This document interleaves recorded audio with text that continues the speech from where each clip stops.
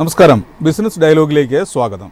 വെള്ളിയാഴ്ച കൊച്ചിയിൽ ആരംഭിക്കുന്ന ഇൻവെസ്റ്റ് കേരള ഗ്ലോബൽ സമ്മിറ്റ് ആഭ്യന്തര അന്തർദേശീയ നിക്ഷേപങ്ങൾ ആകർഷിക്കാൻ ലക്ഷ്യമിടുന്നു. കേരളത്തിന്റെ നിക്ഷേപ സാധ്യതകളെ ലോകത്തിനു മുമ്പിൽ പ്രദർശിപ്പിക്കാൻ ഇതിലൂടെ കഴിയുമെന്നാണ് പ്രതീക്ഷ. ഇതിനു മുൻപ് കേരളം സംഘടിപ്പിച്ച സമാനമായ ഗ്ലോബൽ നിക്ഷേപക സംഗമങ്ങൾ കേരളത്തിന്റെ സമ്പദ് വ്യവസ്ഥയ്ക്ക് എന്തു സംഭാവന നൽകി? 2 മിനിറ്റിൽ കേരളത്തിൽ വ്യവസായം തുടങ്ങാൻ കഴിയുമെന്ന വ്യവസായ വകുപ്പിന്റെ അവകാശവാദം എത്രമാത്രം യാഥാർത്ഥ്യമാണ്? ബിസിനസ് ഡയലോഗ് പരിശോധിക്കുന്നു.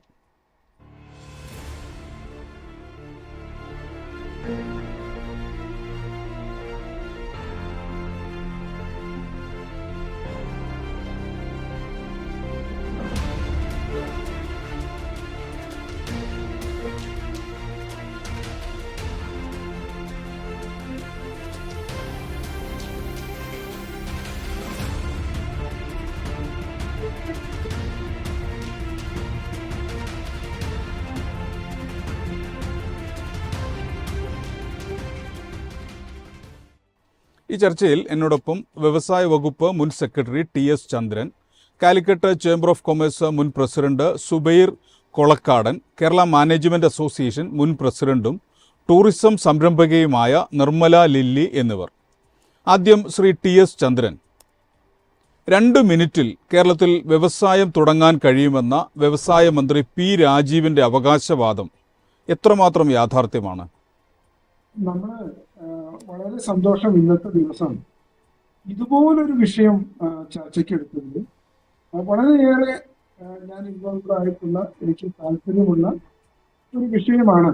ശരിക്കും പറഞ്ഞാൽ ആഗോള നിക്ഷേപക സംഗമവും അതുപോലെ തന്നെ കേരളം നമ്പർ 1 അല്ലെങ്കിൽ മികച്ച ഒരു വ്യവസായ സൗഹൃദ സംസ്ഥാനമായി വളർന്നു എന്ന കാഴ്ചപ്പാടും അതുമായി ബന്ധപ്പെട്ട ചർച്ചകളും ഒക്കെ തന്നെ.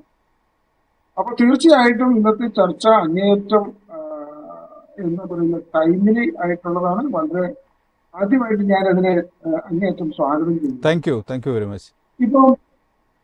ഇപ്പൊ അങ്ങ് ചോദിച്ച ചോദ്യം, 2 സെക്കൻഡ് കൊണ്ട് വിരൽ തുമ്പിൽ വ്യവസായം തുടങ്ങാൻ കഴിയുന്നു.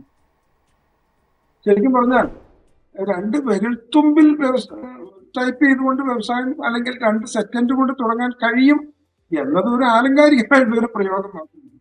പക്ഷെ സംരംഭം തുടങ്ങുന്നതിന് വേണ്ട ഹഡിൽസ് 2018 ശേഷം വലിയ തോതിൽ കേരളത്തിൽ കുറഞ്ഞിട്ടുണ്ട്.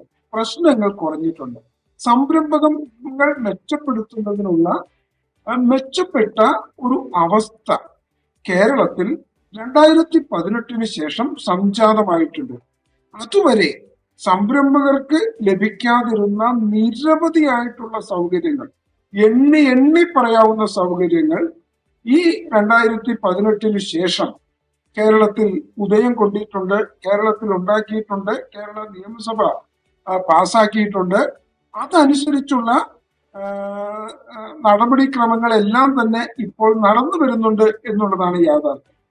അപ്പൊ 2 സെക്കൻഡ് കൊണ്ട് വ്യവസായം തുടങ്ങണമെങ്കിൽ തുടങ്ങാം. ഇപ്പൊ ഈ പറഞ്ഞ പോലെ ഒരു വൈറ്റ് കാറ്റഗറിയിൽപ്പെട്ട ഒരു ബിസിനസ്, വേറെ ലൈസൻസ് ഒന്നും ആവശ്യമില്ലാത്ത ഒരു ബിസിനസ്, പൊല്യൂഷൻ കൺട്രോൾ ബോർഡിന്റെ അടുത്തൊന്നും പോകണ്ടാത്ത ഒരു ബിസിനസ് ആണ് എങ്കിൽ 2 സെക്കൻഡ് കൊണ്ട് തന്നെ കേരളത്തിൽ വ്യവസായം തുടങ്ങും. അതേസമയം നല്ല മാനുഫാക്ചറിങ് ഇൻഡസ്ട്രീസ് പൊല്യൂഷൻ കൺട്രോൾ ബോർഡിന്റെ കാറ്റഗറി അനുസരിച്ച് വയറ്റിൽ വരാത്തൊരു സംരംഭമാണെങ്കിൽ ഈ 2 മിനിറ്റ് കൊണ്ട് വ്യവസായം തുടങ്ങുക എന്ന് പറയുന്നത് പ്രായോഗികമല്ല. എന്തായാലും ശരി, 2 മിനിറ്റ് കൊണ്ട് വ്യവസായം തുടങ്ങുന്നതിന് വേണ്ട അനുമതി ലഭിക്കുന്ന ഒരു പ്ലാറ്റ്ഫോം ഇന്ന് കേരളത്തിലുണ്ട് എന്നുള്ളത് ഒരു യാഥാർത്ഥ്യമാണ്. 2018 വന്നിട്ടുള്ള സ്റ്റേറ്റ് ഗവൺമെന്റ് പാസാക്കിയ Kerala investment promotion and facilitation act എന്നൊരു നിയമമുണ്ട്. ഈ നിയമം യഥാർത്ഥത്തിൽ കേരളത്തിലെ സംരംഭകരുടെ ഒരു മാഗ്ന കാർട്ട എന്ന് വിശേഷിപ്പിക്കാവുന്ന അതിബൃഹത്തായ ഒരു നിയമമാണ്. ഇപ്പൊ 10-30 വർഷങ്ങൾക്ക് മുൻപ്, അല്ലെങ്കിൽ 2018 മുൻപ്, അത്രയും പറയാമല്ലോ, 2018 മുൻപ് ഒരു സംരംഭകൻ ഒരു ലൈസൻസിന് അപേക്ഷ കൊടുത്തു കഴിഞ്ഞാൽ എനിക്കത് കിട്ടുമോ ഇല്ലയോ എന്നറിയാൻ വർഷങ്ങൾ കാത്തിരിക്കേണ്ട ഒരു സ്ഥിതിയായിരുന്നു എങ്കിൽ അത്തരം അവസ്ഥാവിശേഷങ്ങളെയൊക്കെ മാറ്റിമറിച്ചുകൊണ്ട് ശരിയാണ്. നിരവധിയായിട്ടുള്ള ശ്രീ ടി എസ് ചന്ദ്രൻ, പരിഷ്കാരങ്ങൾ അദ്ദേഹം ഉദ്ദേശിക്കുന്നത് 2 മിനിറ്റിൽ വ്യവസായം തുടങ്ങാമോ എന്നുള്ള ചോദ്യം വരുന്നത് തന്നെ ഏകജാലക സംവിധാനം നടപ്പിലാക്കി പല അനുമതികളും ഒരേ സ്ഥലത്തു നിന്ന് ഒറ്റയടിക്ക് ലഭിക്കുന്നു എന്നുള്ളതിനെ ഉദ്ദേശിച്ചിട്ടാണ്. അല്ലാതെ അതൊരു ലിറ്ററലി മീനിങ്ങിലല്ലല്ലോ ആ പറയുന്നതിന്റെ അർത്ഥം. അതെ അതെ, ഞാൻ പറഞ്ഞത് ഇപ്പൊ 2 മിനിറ്റ് കൊണ്ട് സംരംഭം ചെയ്യാമോ അപേക്ഷ ലഭിക്കുമെന്ന് പറഞ്ഞാൽ ഈ ഓൺലൈനിൽ അപ്ലോഡ് ചെയ്യുന്ന ഒരു അപേക്ഷയും പാസ്സാകുന്നതിന് വേണ്ട കാലാവധി എന്ന് പറയുന്നത് 30 ദിവസമാണ്. അതെ. അപ്പൊ 30 ദിവസത്തിന് മുമ്പ് വേണമെങ്കിൽ കൊടുക്കാം എന്നുള്ളതേ ഉള്ളൂ. പക്ഷെ ആ കാലാവധി എന്ന് പറയുന്നത് 30 ദിവസം പറയുന്നുണ്ട്. അപ്പൊ 2 മിനിറ്റ് കൊണ്ട് ഇതെങ്ങനെ സാധിക്കും എന്ന് നമ്മൾ കണ്ടു തന്നെ അറിയണം. പക്ഷെ ഈ നടപടിക്രമങ്ങൾ ലളിതമാക്കിയിട്ടുണ്ട് എന്നുള്ളത് വളരെ കറക്റ്റാണ്. ഇപ്പൊ ഈ 2018 ഈ Kerala investment promotion and facilitation ആക്ടിന്റെ പ്രത്യേകതകൾ പരിശോധിച്ചാൽ നമ്മൾ ശരിക്കും വ്യവസായ സമൂഹം ഞെട്ടിപ്പോകും.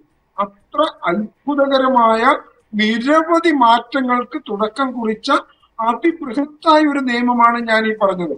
ഇത് വന്നതിന് ശേഷമാണ് B&O ലൈസൻസ് എന്ന പേരിൽ തദ്ദേശ സ്വയംഭരണ സ്ഥാപനങ്ങൾ നൽകി വന്നിരുന്ന ലൈസൻസ്, B&O എന്ന് പറഞ്ഞാൽ ഡേഞ്ചറസ് ആൻഡ് ഒഫൻസീവ്, അപകടകരവും ആപൽക്കരവുമായ ലൈസൻസ് എന്ന പേര് തന്നെ industries, trades, entrepreneurship and other activities, service and other activities licence എന്ന പേരിൽ മാറ്റി അത്രയേറെ വ്യവസായ സൗഹൃദമായ ഒരു പേര് തന്നെ ലൈസൻസിന് കൊടുത്തു. അതുപോലെ 30 ദിവസത്തിനുള്ളിൽ തീരുമാനമുണ്ടാകണം എന്ന് ഇൻസിസ്റ്റ് ചെയ്തു. അതുപോലെ തന്നെ സ്റ്റോപ്പ് മെമ്മോ നൽകുന്നതിന് വലിയ തോതിലുള്ള നിയന്ത്രണം കൊണ്ടുവന്നു. അതുപോലെ ചുമതലപ്പെടുത്തുന്ന ഒരു ഉദ്യോഗസ്ഥന് അതിന്റെ സെക്രട്ടറിയുടെയോ അതിന്റെ ഇൻചാർജുള്ള വ്യക്തിയുടെയോ കടമ നിർവഹിക്കാനുള്ള ഫെസിലിറ്റി കൊണ്ടുവന്നു. അതുപോലെ തന്നെ ഒത്തിരി സംരംഭങ്ങൾക്ക് ഗുണകരമായിട്ട് നമ്മുടെ ഈ DMO ലൈസൻസ് എന്ന് പറയുന്നത് വ്യവസായം തുടങ്ങുന്ന എല്ലാവരും എടുക്കേണ്ടതില്ല. DMO ലൈസൻസ് എന്ന് പറയുന്നത് മെഡിക്കൽ റിലേറ്റഡ് ആയിട്ടുള്ള ഉൽപ്പന്നങ്ങളോ സ്ഥാപനങ്ങളോ തുടങ്ങുകയാണെങ്കിൽ അവർ മാത്രം എടുത്താൽ മതി എന്നും, ഇപ്പൊ ഒരു എഞ്ചിനീയറിംഗ് വർക്ക്ഷോപ്പോ ഒരു മറ്റേ സിമന്റ് ബ്രിക്സോ അല്ലെങ്കിൽ ഒരു എണ്ണ ടാപ്പ് ചെയ്യുന്ന യൂണിറ്റോ ഒക്കെ തുടങ്ങുന്ന ആൾക്കാരൊന്നും ഇത്തരം ലൈസൻസുകൾ എടുക്കേണ്ട എന്നും അദ്ദേഹം പറഞ്ഞു. ആ നിയമം കൊണ്ടുവന്നു. അതുപോലെ തന്നെ K-Swift എന്ന പേരിന് അതിഫലപ്രദമായ ഒരു ഓൺലൈൻ പ്ലാറ്റ്ഫോം കൊണ്ടുവന്നു. അതുപോലെ തന്നെ ലൈസൻസുകൾ പുതുക്കി ഓരോ വർഷവും സംരംഭങ്ങൾ പുതുക്കണമായിരുന്നു എങ്കിൽ അതിന്റെ ആവശ്യമില്ല എന്നും ലൈസൻസുകൾ 5 വർഷത്തേക്ക് പുതുക്കി കൊടുക്കണമെന്നും ഈ നിയമം തന്നെ കൊണ്ടുവന്നു. അതുപോലെ എല്ലാ ലൈസൻസുകൾക്കും ഒരു കോമൺ ആപ്ലിക്കേഷൻ ഫോം കൊണ്ടുവന്നു. ഒരു ചെറുകിട സംരംഭം തുടങ്ങണമെങ്കിൽ 10-24 ഡിപ്പാർട്ട്മെന്റുകളുടെ അനുമതികൾ വേണം. ഇതിനെല്ലാം അപേക്ഷിക്കണമെങ്കിൽ ഓരോ പൂരിപ്പിക്കണമായിരുന്നു. ഇന്നിപ്പോ ഒറ്റ ഫോറും കൊണ്ട് നമുക്ക് അത്തരം കാര്യങ്ങൾ ചെയ്യാമെന്ന് സ്ഥിതി വന്നു. ശരിയാണ്. അതുപോലെ സംരംഭം തുടങ്ങുന്നവർക്ക് നിരവധിയായിട്ടുള്ള മാറ്റങ്ങൾ ഈ 2018 Kerala investment promotion and facilitation act കൊണ്ടുവന്നു. ഇത് ചെറുകിട വ്യവസായങ്ങളുടെ രംഗത്ത്, വ്യവസായത്തിന്റെ മൊത്തത്തിലുള്ള രംഗത്ത് വലിയ ഒരു മുന്നേറ്റത്തിനും വ്യവസായ സൗഹൃദത്തിലേക്ക് നയിക്കുന്നതിനും നിദാനമായിട്ടുള്ള ഏറ്റവും ഫലപ്രദമായ ഒരു നിയമനിർമ്മാണമാണ്. ശരിയാണ്. ഇത് കൂടാതെ 2019 Kerala MSME facilitation act, okay എന്ന് ഞാൻ പിന്നീട് പറഞ്ഞോളാം. ഞാൻ താങ്കളിലേക്ക് മടങ്ങി വരാം. ശ്രീമതി നിർമ്മല ലില്ലി, താങ്കളൊരു സംരംഭകയാണല്ലോ, ടൂറിസം ഹോസ്പിറ്റാലിറ്റി മേഖലയിലെ സംരംഭകയാണല്ലോ. ഈ Kerala global summit tourism hospitality മേഖലയ്ക്ക് ഏതു തരത്തിൽ പ്രയോജനപ്പെടുമെന്നാണ് താങ്കൾ കരുതുന്നത്? Thank you, Paul. First of all, inviting me. എല്ലാ സമ്മിറ്റുകളും എപ്പോഴും അതിൽ നിന്ന് കുറെ ഇൻഫർമേഷൻ ഉണ്ടാവും, കുറച്ചൊക്കെ കാര്യങ്ങൾ പ്രാപ്തികൾ ഉണ്ടാകാറുണ്ട്. ഇപ്പൊ ഹോസ്പിറ്റാലിറ്റി നമ്മൾ കുറച്ചു കാലത്തെ എടുത്ത് നോക്കുകയാണെങ്കിൽ വളരെ അധികം ഡെവലപ്മെന്റ് ഉണ്ട്. അത് കുറെ പുതിയ ബ്രാൻഡുകൾ വന്നു, കുറെ പുതിയ ഡെസ്റ്റിനേഷൻസ് വന്നു, നല്ല ഡെവലപ്മെന്റ് ഉണ്ട്. പിന്നെ ഇൻവെസ്റ്റ് ചെയ്യാനായിട്ട് എത്ര ആൾക്കാർക്ക് താല്പര്യമുണ്ടെന്ന് ചോദിച്ചാൽ എനിക്ക് അതിൽ സംശയമുണ്ട്. കാരണം ചില ആൾക്കാർക്ക് അതിന് ഇൻഫ്ലുവൻസ് ചെയ്തിട്ട് എല്ലാ കാര്യങ്ങളും വേഗം നടത്താനായിട്ട് പറ്റുന്നുണ്ട്. പക്ഷെ എല്ലാവരുടെ കാര്യത്തിലും അങ്ങനെയല്ല. അപ്പോ അതുകൊണ്ട് ഈ മേ ബി ആൾക്കാരുടെ സംശയങ്ങളും തെറ്റിദ്ധാരണകളും ഒക്കെ മാറ്റി ഒരു ഇതിനകത്ത് കൂടുതൽ ഇൻവെസ്റ്റ് കൊണ്ടുവരാൻ പറ്റുമായിരിക്കുമെന്ന് ഞാൻ വിചാരിക്കുന്നു. എപ്പോഴും ഓരോ സംരംഭം തുടങ്ങുമ്പോഴത്തേക്കും അതിന്റെ പണ്ട് മുതലേ ഉള്ള ആ പ്രശ്നങ്ങൾ ഇപ്പോഴും തന്നെ നിലനിൽക്കുന്നുണ്ട്. അപ്പൊ അതുകൊണ്ട് എന്തൊക്കെയാണ് ടൂറിസം മേഖലയിൽ സംരംഭം തുടങ്ങുമ്പോൾ നേരിടേണ്ടി വരുന്ന വെല്ലുവിളികൾ എന്തെല്ലാമാണ്? ഇപ്പൊ ഞാനൊരു ട്രാവൽ ഏജന്റ് ആണ്. അപ്പൊ നമ്മൾക്ക് ഒരു സംരംഭം തുടങ്ങാനായിട്ട് വലിയ ബുദ്ധിമുട്ടുകളൊന്നും ഇല്ല. കൂടുതലായിട്ടുള്ള രജിസ്ട്രേഷൻ ഫോംസും അതെല്ലാം നമുക്ക് വേഗം തന്നെ അത് അപ്രൂവ് ആയിട്ട് നമുക്ക് കിട്ടാറുണ്ട്.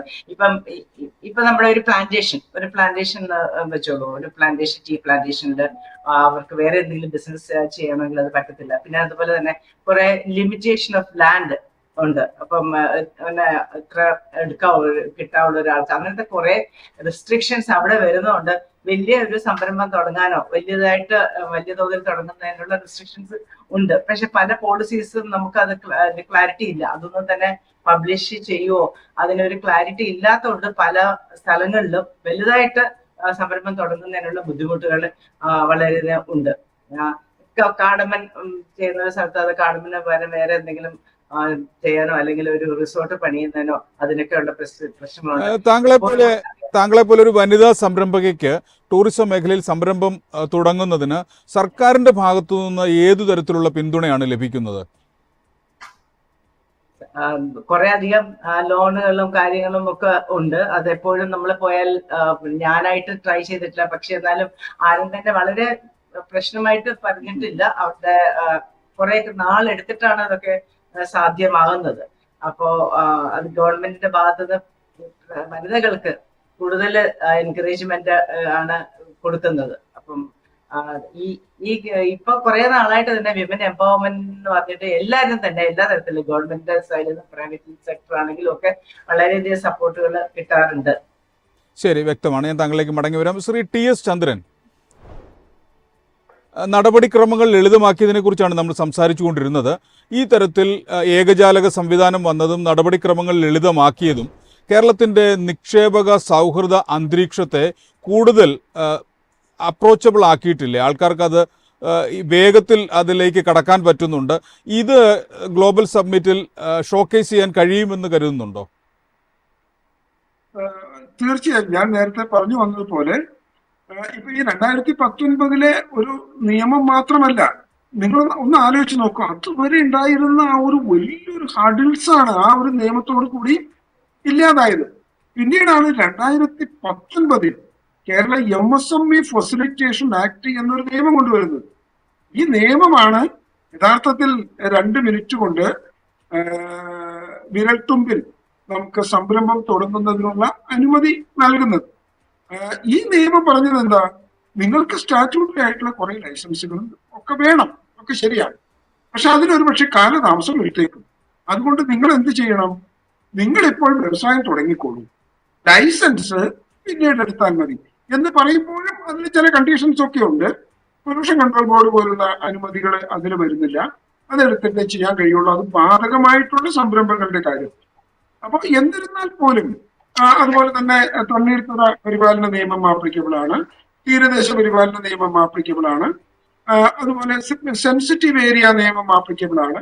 അതുപോലെ തന്നെ 10 കോടിയിൽ താഴെ ഇൻവെസ്റ്റ്മെന്റ് വരുന്ന സ്ഥാപനങ്ങൾക്കാണ് ഈ ഒരു ഫെസിലിറ്റി ലഭിക്കുക.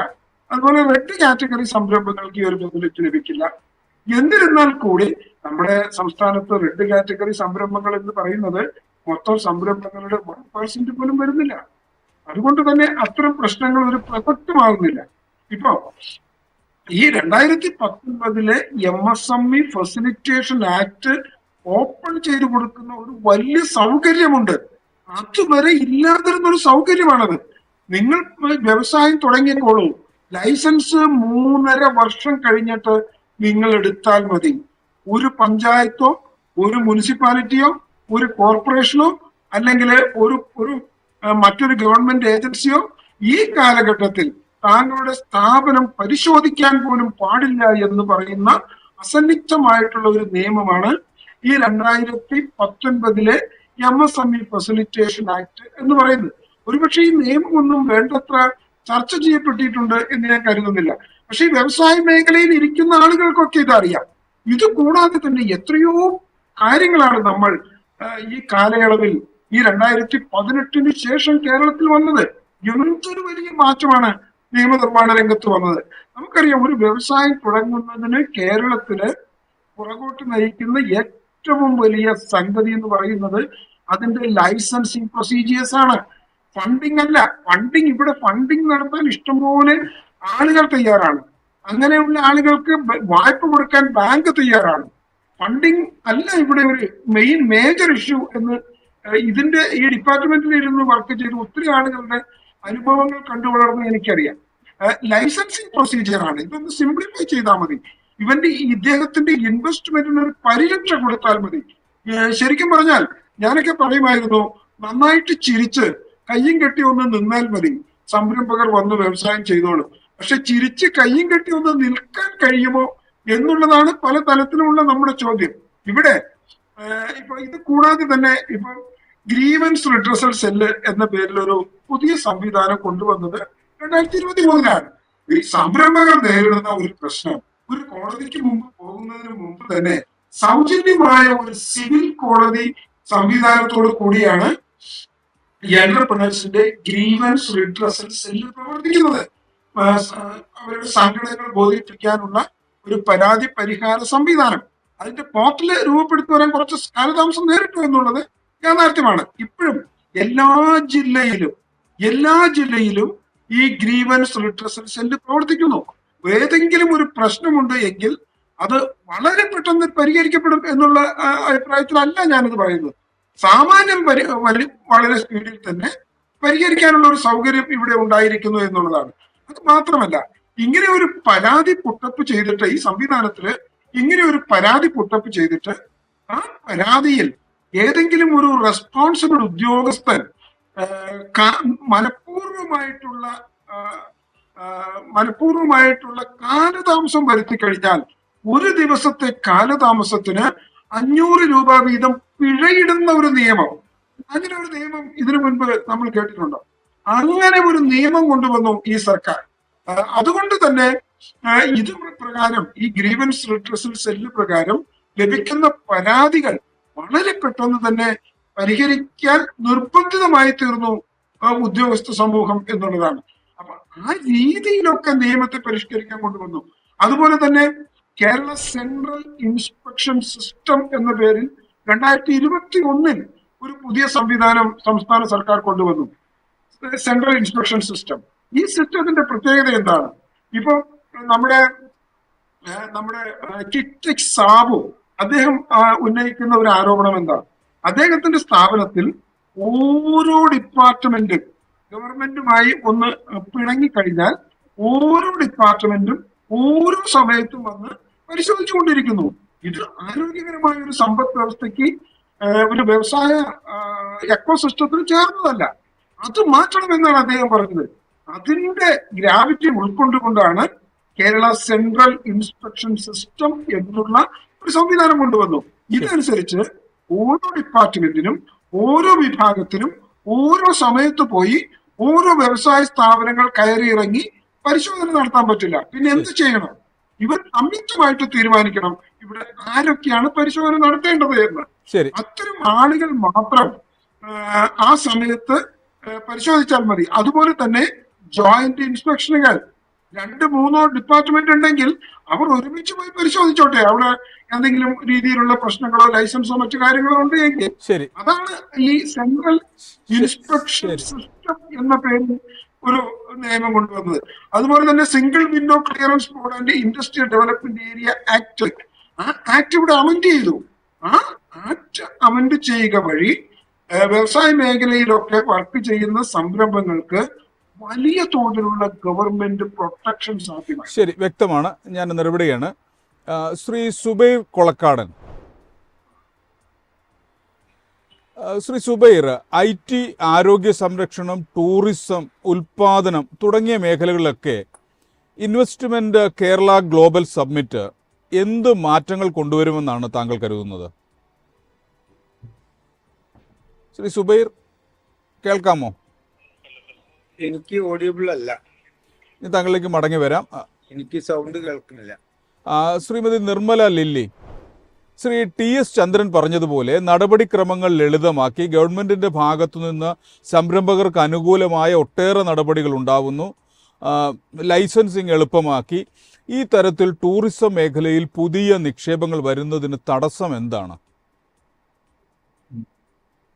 അത് ഈ പറയുന്നതാണ്. പക്ഷെ അതിൽ അനുഭവിക്കുന്ന ആരെങ്കിലും പറഞ്ഞത് എനിക്കറിയില്ല. ഈസ് ഓഫ് ഡൂയിങ് ബിസിനസ് എന്ന് പറഞ്ഞിട്ട് നമ്മളെപ്പോഴും ചർച്ചകളിലാണ് അത് കൂടുതലും കേൾക്കുന്നത്. പ്രാവർത്തികമായിട്ട് അത് എത്രത്തോളം അങ്ങനെയാണെന്നുള്ളത് എനിക്ക് സംശയമുണ്ട്. ഇപ്പൊ തന്നെ ആൾക്കാർക്കാണെങ്കിൽ ഈ ഡിമോളിഷൻ പേടിയുണ്ട്. ഇപ്പൊ ഒരു റിസോർട്ടുകൾ പൊളിച്ചിട്ടില്ലേ, എത്ര എണ്ണം പൊളിച്ചിട്ടുണ്ട്, ബിൽഡിങ്ങുകൾ പൊളിച്ചിട്ടുണ്ട്.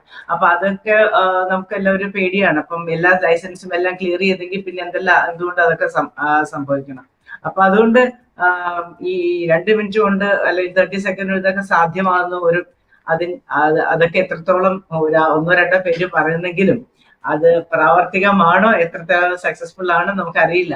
ഈ സംരംഭം എന്ന് പറഞ്ഞിട്ട് എല്ലാരും തുടങ്ങുന്നുണ്ട്. എല്ലാരും തന്നെ ഇപ്പൊ സ്കൂളിലെ പിള്ളേരുടെ ചോദിച്ചാലും അവർക്ക് ഒരു സംരംഭം അവര് തുടങ്ങി എന്നൊക്കെ പറയും. പക്ഷെ അതിനകത്ത് എത്രത്തോളം സക്സസ്ഫുൾ ആണ്, എത്ര സംരംഭമാണ് വിജയിച്ചിട്ടുള്ളത്, അതൊക്കെ നമുക്ക് കാണേണ്ട കാര്യങ്ങളാണ്. എല്ലാരും ഓരോന്നും തുടങ്ങാൻ ഈസിയാണ്. പക്ഷെ അതിന് എന്ത് ഡയറക്ഷനാണ്, എത്രത്തോളം അതിനകത്ത് നിന്ന് അവർക്ക് ശ്രീമതി നിർമ്മല ലില്ലി, താങ്കൾ കേരള മാനേജ്മെന്റ് അസോസിയേഷന്റെ പ്രസിഡന്റ് ആയിരുന്നു.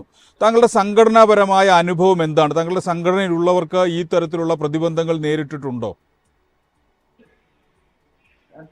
ഞങ്ങളുടെ എല്ലാവരും തന്നെ ഒരു എസ്റ്റാബ്ലിഷ്ഡ് ആയിട്ടുള്ള ആൾക്കാരാണ് അവിടെ ഉള്ളത്.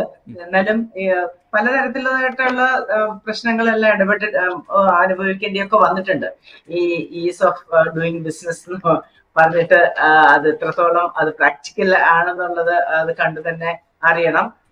പിന്നെ ഈ നമ്മുടെ ഇത് ഈ ഹോസ്പിറ്റാലിറ്റി ഇൻഡസ്ട്രിയിൽ ശരിക്കും പറഞ്ഞാൽ നമ്മുടെ ബ്യൂട്ടിഫുൾ കേരള എത്രത്തോളം ഡെസ്റ്റിനേഷൻസ് ഉണ്ട്. പക്ഷെ അവിടെയൊക്കെ നമുക്ക് എന്തെല്ലാം ഇൻഫ്രാസ്ട്രക്ചർ ആണെങ്കിൽ ഇപ്പൊ കുറെ വ്യത്യാസങ്ങളുണ്ട്. ഞാൻ പറയുന്നില്ല, ഇപ്പൊ ട്രിവാൻഡ്രം കാസർഗോഡ് റോഡൊക്കെ വൈഡൻ ചെയ്യുന്നത്, അങ്ങനത്തെ കുറെ കാര്യങ്ങളൊക്കെ ചെയ്യുന്നുണ്ട്.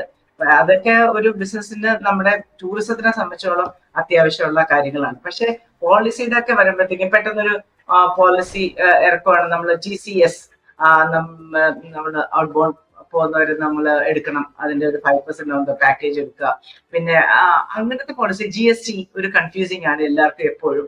അങ്ങനത്തെയൊക്കെ വരുമ്പോഴത്തേക്കും നമുക്ക് അതിനകത്ത് ഒരു പ്രശ്നം. അതുപോലെ taxi, all of A sudden ഒരു പോളിസി കൊണ്ടുവരുന്നു. അത് ടാക്സി ഓപ്പറേറ്റർ, ടാക്സിയിൽ പോകുന്നവർ ഡ്രൈവേഴ്സിന് നമ്മള് തന്നെ അക്കോമഡേഷൻ കൊടുക്കണം. നമ്മൾ ആ ബിസിനസ്, ഇങ്ങനത്തെ ഒക്കെ ഒരു ബിസിനസ്, ഒരു ട്രാവൽ ഏജന്റ് ഇങ്ങനത്തെ കുറെ അധികം പ്രശ്നങ്ങളിലൂടെ കടന്നു പോകുന്നുണ്ട്. പിന്നെ നമ്മുടെ പ്ലേസും ഡെസ്റ്റിനേഷൻസും നമുക്ക് ഒരു എല്ലാ പ്രാവശ്യം പറയുന്ന ഓരോ കുമരകം, വർക്കല, തേക്കടി അതിൽ നിന്നൊക്കെ മാറിയിട്ട് നമുക്ക് ഒത്തിരി സ്ഥലങ്ങളുണ്ട്. ആ ഡെസ്റ്റിനേഷൻസ് ഒക്കെ ഒന്ന് നന്നാക്കുക. ഇപ്പൊ നമ്മളൊരു ഡിഫറെന്റ് ടൈപ്സ് ഓഫ് ടൂറിസം നമുക്ക് കൊണ്ടുവരാം. പിൽഗ്രിമേജ് ഇല്ലേ, അത് അവിടെ നമ്മൾ അവിടെ ഒരു ടൂറിസം കൊണ്ടുവരിക. അങ്ങനെ പ്ലാന്റേഷൻ ടൂറിസം, ഡിഫറെന്റ് ആയിട്ട് നമുക്ക് ഒത്തിരി സാധ്യതകളുണ്ട്.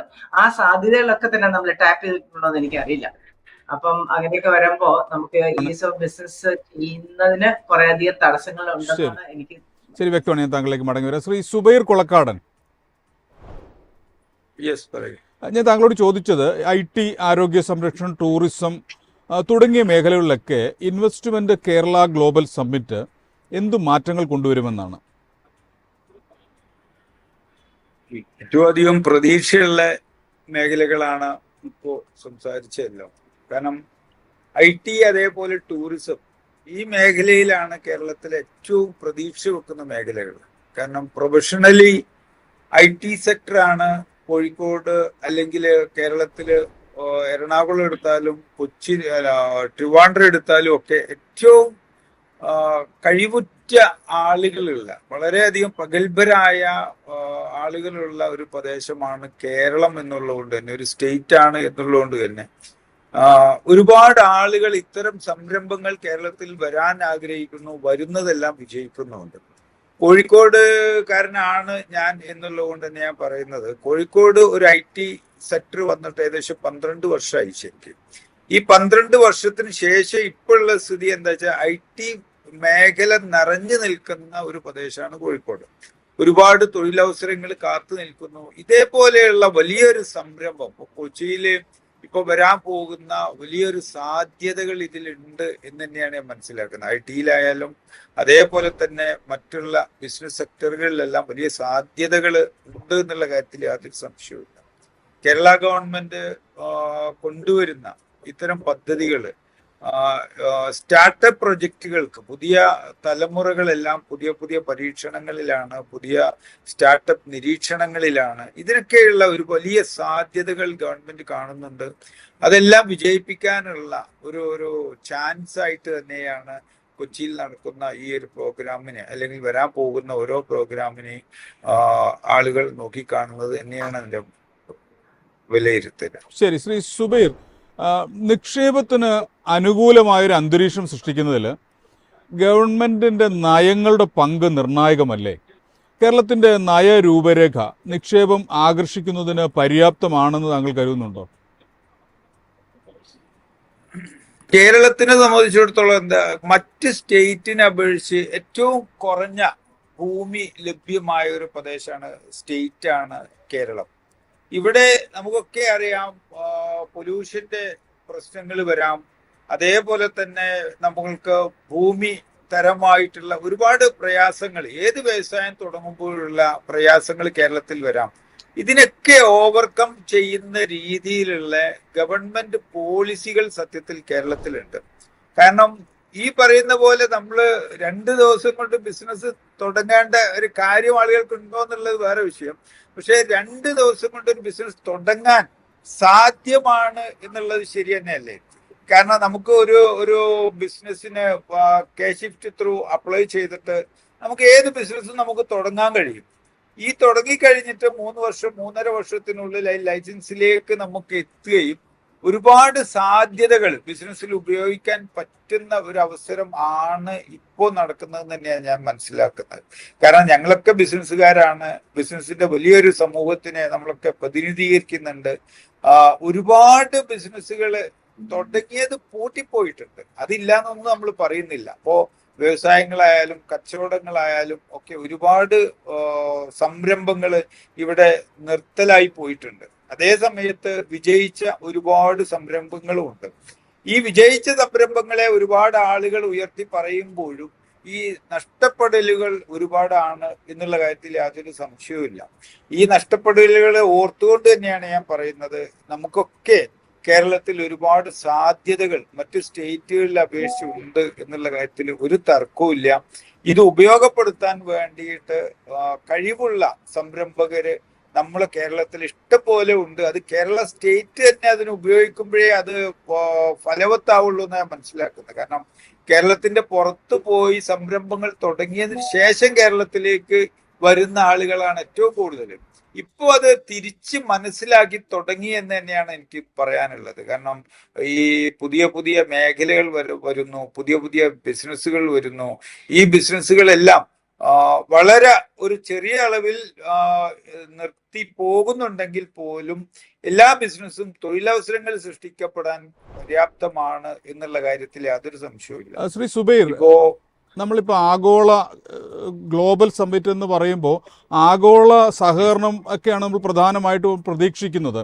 അപ്പോൾ ഈ മേഖലയിലൊക്കെ ചേംബർ ഓഫ് കൊമേഴ്സ് പോലുള്ള സംഘടനകൾക്ക് എങ്ങനെയാണ് സഹായിക്കാൻ കഴിയുക?